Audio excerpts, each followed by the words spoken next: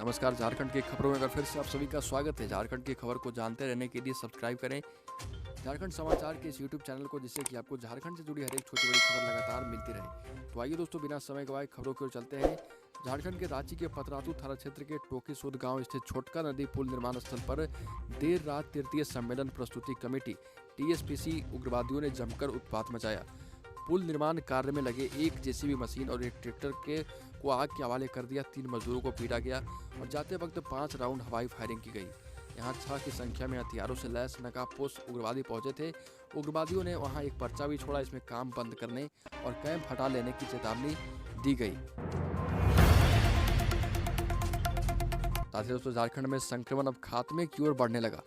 नए मरीज मिलने की रफ्तार काफी धीमी हो गई है और राज्य में 56,126 सैंपल की जांच हुई। इनमें से 517 नए संक्रमित मिले, यानी अब 100 सैंपल की जांच में 0.92% मरीज ही मिल रहे। पिछले 24 घंटे में 1098 मरीज ठीक हुए, जिनमें रांची के 229 लोग हैं।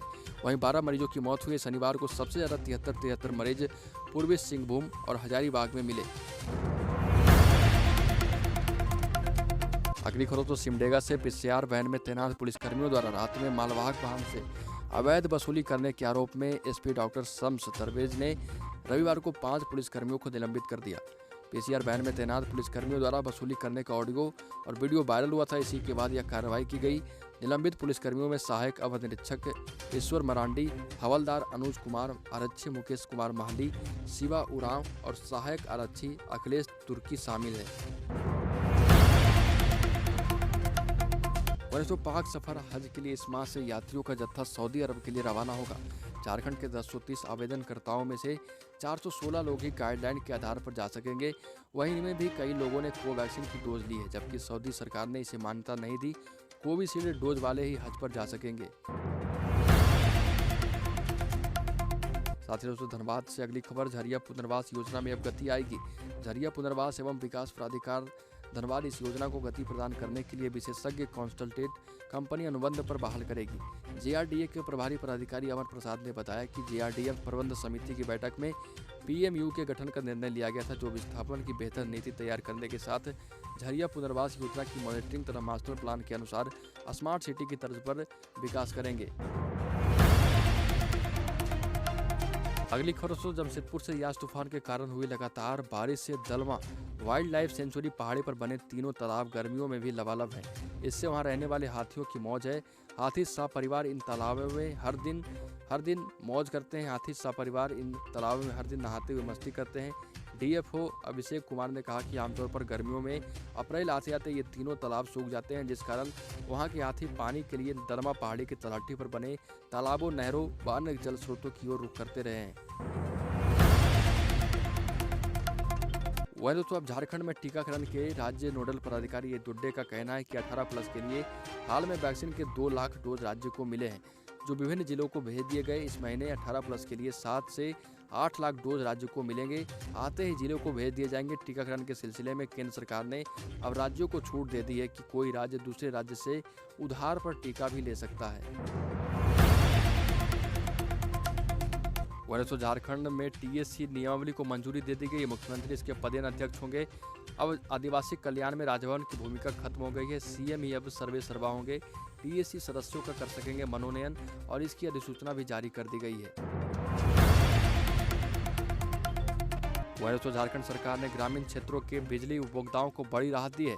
ग्रामीण क्षेत्र के बिजली उपभोक्ताओं को राहत में बकाया बिल भुगतान को वन टाइम सेटलमेंट स्कीम लाया गया है। दीनदयाल उपाध्याय ग्राम ज्योति योजना के लिए 100 करोड़ की स्वीकृति भी दे दी गई है। दोस्तों, झारखंड में बारिश आते ही प्याज के दाम बढ़ने लगे हैं। गर्मी और नमी के कारण आलू और प्याज सड़ रहे। बाहर से मंगाए माल में बेस्ट करीब 10% तक बढ़ा है। भाव खाने लगा प्याज। सरसों तेल भी अब हो चुका है नरम। दोस्तों, झारखंड में मौसम अपडेट। मौसम विभाग के अनुसार दक्षिणी बिहार पर बना एक कम दबाव का चक्रवर्ती क्षेत्र कमजोर पड़ रहा बीते दिनों राज्य में। इसके कारण मौसम में बड़ा परिवर्तन देखने को मिल सकता है। इसके बाद भी लोग सतर्क रहें। साथ ही दोस्तों, कांग्रेस के राष्ट्रीय प्रवक्ता व पूर्व सांसद डॉक्टर अजय कुमार ने कहा कि कोरोना जैसे संकट में प्रधानमंत्री नरेंद्र मोदी संसद भवन बनाने में अपने प्रोजेक्ट में पैसा खपा रहे हैं। इसमें करीब 20,000 करोड़ रुपए लगे हैं और इस पैसे से देश के 100 करोड़ लोगों को मुफ्त में वैक्सीन लग जाती। वहीं तो बड़का गांव की विधायक अंबा प्रसाद की तबीयत अचानक बिगड़ गई है। उन्हें तत्काल इलाज के लिए सदर अस्पताल में भर्ती कराया गया। विधायक अंबा विश्व पर्यावरण दिवस पर भुरकुंडा में आयोजित कार्यक्रम में शिरकत करने गई थी। इसके बाद से उनकी तबीयत खराब हो गई है। वहीं दोस्तों झारखंड में यूथ फोर्स के प्रधान संयोजक दीप नारायण सिंह ने विश्व पर्यावरण दिवस के अवसर पर वन है तो जन है कार्यक्रम के तहत पौधारोपण का शुभारंभ किया। सिंह ने कहा कि आज जिस प्रकार से विकास की आपाधापी में पर्यावरण को दूषित करने का काम किया जा रहा उसे बंद करना होगा और फलदार पौधे लगाकर जिले को और राज्य को एक बेहतर पर्यावरणीय परिवेश में ढालना होगा।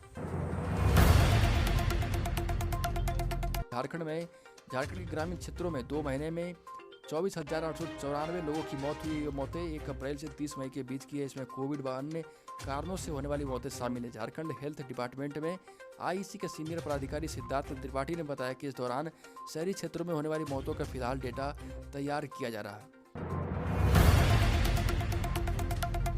वहीं तो झारखंड सरकार अब राज्य में इलाकावार कोरोना के मारक क्षमता का अध्ययन करवाएगी। इसके लिए सरकार राज्य में अब तक कोविड से होने वाली मौत के सभी मृतकों के सैंपल के होल गेनोमिक सीक्वेंसिंग के लिए institute of life sciences Bhubaneswar भेजेगी। इससे सरकार इस बात की जानकारी जुटाएगी कि राज्य में कितने प्रकार के कोविड के म्यूटेंट एक्टिव थे और कौन सा कितना खतरनाक था। साथ ही दोस्तों राज्य के हिंद पीड़ित थाना क्षेत्र में चाकूबाजी की घटना शामिल हुई और यहाँ कुर्बान नगर में नाबालिग आरोपी ने इरफान नाम के एक युवक की चाकू मारकर हत्या कर दी। आरोपी की गिरफ्तारी हो चुकी है। वहीं शव को कब्जे में लेकर पोस्टमार्टम के लिए रिम्स भेज दिया गया है। आरोपी ने पुलिस को बताया कि कुर्बान नगर में रहने वाले इरफान ने कुछ दिन पहले उसे जान से मारने की धमकी दी थी और उसे डर था कि इरफान उसकी हत्या कर देगा। इससे पहले ही आरोपी ने उसे ही मार दिया।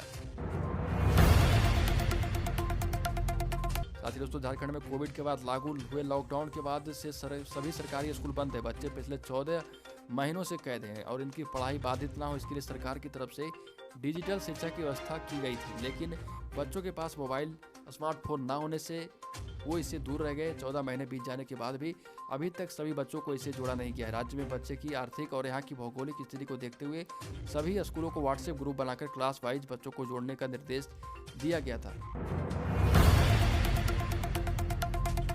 साथ ही दोस्तों चतरा सदर अस्पताल से शनिवार की सुबह 5 बजे एक नवजात शिशु की चोरी हो गई।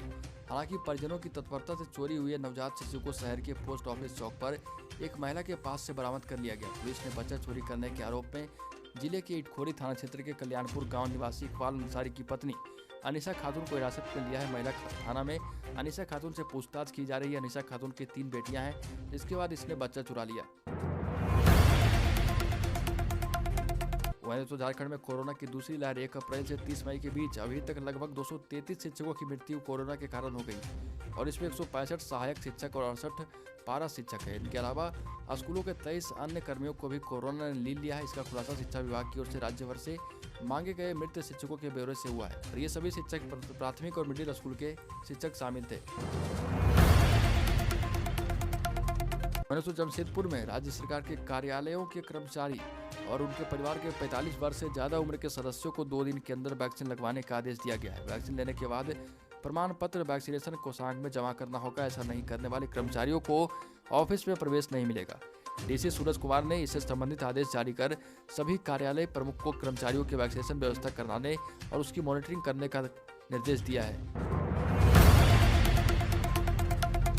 साथ ही दोस्तों इंडियन मेडिकल एसोसिएशन ने झारखंड चैप्टर ने शुक्रवार को ही योग गुरु बाबा रामदेव को लीगल नोटिस भेजा था, जिसको लेकर अभी तक कोई कार्रवाई नहीं हुई है और इसमें कहा गया था कि बिना तथ्य और लॉजिक के उनकी तरफ से लगातार जारी किए गए बयान से डॉक्टर समुदाय अपने आप को अपमानित महसूस कर रहा है।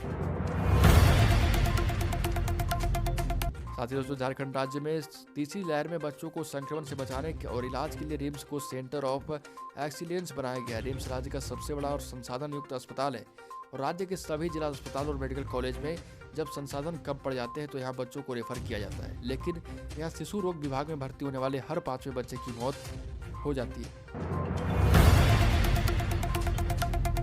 तो झारखंड में पिछले 5 सालों में सिर्फ 1 साल ही समय पर मानसून प्रवेश किया। वर्ष 2020 में समय पर झारखंड में प्रवेश किया था और सामान्य बारिश हुई थी। इस बार मानसून का 2 दिन विलंब से आने का अनुमान लगाया गया है क्योंकि केरल में ही 3 जून को मानसून प्रवेश किया है।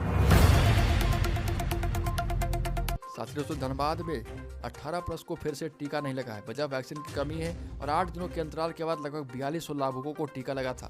अब 18+ को टीका लगेगा, इसके लिए 36 सेंटर चुने गए हैं। 18+ के वैक्सीनेशन के लिए लाभुकों ने दोपहर 12 बजे से स्लॉट बुक कराए। हालांकि वैक्सीन की कमी की वजह से लोगों को स्लॉट बुकिंग में परेशानी हो रही है, लेकिन अच्छी बात यह है कि झारखंड को एक बार फिर से 7000 वैक्सीन का स्लॉट मिल चुका है। दोस्तों झारखंड की खबरों में आज की इतना। अगर आपने अभी तक इस चैनल को सब्सक्राइब नहीं किया तो सब्सक्राइब करें, जिससे कि आपको झारखंड से जुड़ी हर एक छोटी बड़ी खबर लगातार